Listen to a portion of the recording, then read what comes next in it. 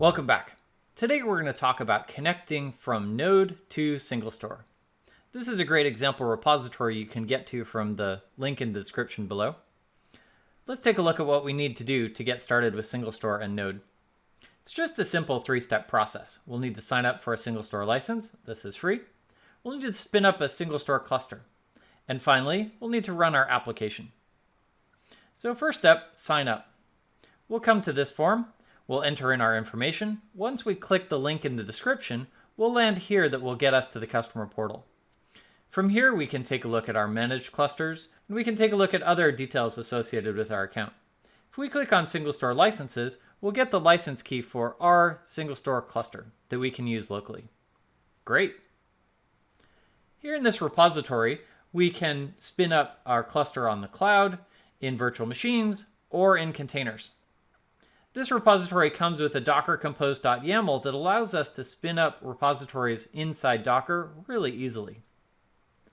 Here we'll use a license key from the environment variable, and we can set a root password. We're also running init.sql on the way up, which will put our schema into place.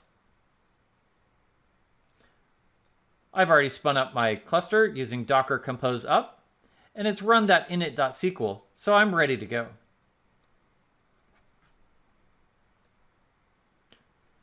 Our first step is done. Our second step is done. We now have a cluster running in Docker. Next, let's run our program. Let's take a look at this repository. I've already done npm install, so I already have my node modules. Here we need to set our connection details. We're using Docker, so I'll use localhost 3306. My user is root, and I'll set the same password that I used in my Docker compose file. Here we're using the database Acme. Let's take a look at how this program runs and see what we can do. This program is going to run all of the standard CRUD operations: create, read, update, and delete. So let's take a look at the code that makes this work. We're using the standard MySQL 2 library and the promise wrappers around it. SingleStore is MySQL compatible in most things, so we can use the regular MySQL node library. We'll create a connection, and then we'll do the standard CRUD operations: create, read, update, and delete. First, let's create an item. We'll pass in our connection and some content that we want to insert into this row. Next, we'll read one based on the ID that was returned from that previous row.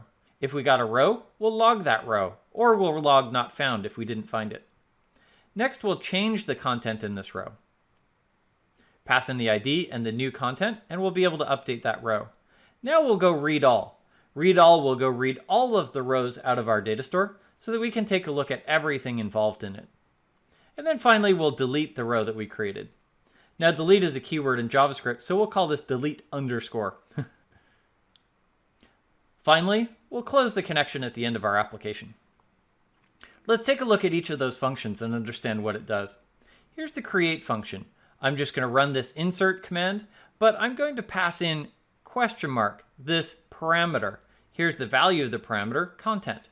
That ensures that I'm not susceptible to SQL injection. That returns results, and I can go grab the inserted ID to return back to my calling function. Read one. Given an ID, I will go form that SQL query, again passing in that parameter so that I am not susceptible to SQL injection. This will go read out that row and return that row back to my calling application. Read all. Here I'm doing a select star. Whether I choose to enumerate my content or select star, both work great inside SingleStore. I'll read all my data, order by ID, and return those rows back to the calling function. Here in update, I'm going to pass the ID and the content. I'll pass those in as parameters into my update statement so that I can get that content into place. Delete is very straightforward. I can just delete from messages where ID equals that ID, passing in that ID as a parameter. So ultimately here in my application, I'm creating a row, reading one row, updating that row, reading many rows, and finally deleting the row. Let's run the application again and take a look at what it does. Okay, so we inserted row 1 bazillion and 3. We'll read that row back. Here's that inserted row.